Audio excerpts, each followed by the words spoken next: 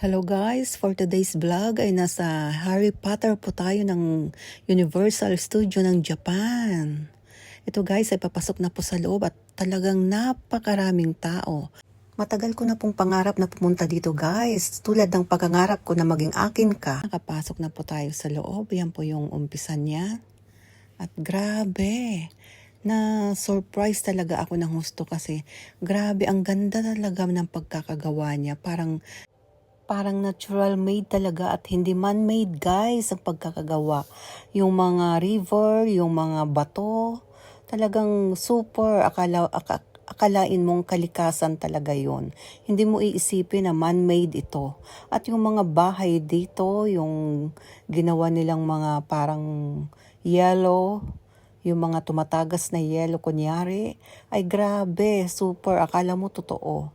Sulit na sulit talaga guys ang pag-stay namin dito ng 1 day sa Harry Potter ng Universal Studio.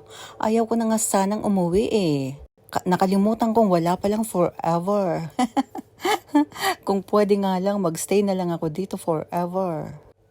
At ayan po guys, yung castle niya, napakagandang tingnan sa labas. Grabe. Hindi na rin po kaming nakapag-ikot ng husto at hindi ko na rin ninais pa sumakay ng rides dito kasi sa dami ng tao. At ayan po yung Harry Potter, yung ano nila, yung show. At ang marami ka rin pong pagsashoppingan, marami kang mga mabibilhan ng mga souvenirs ng Harry Potter.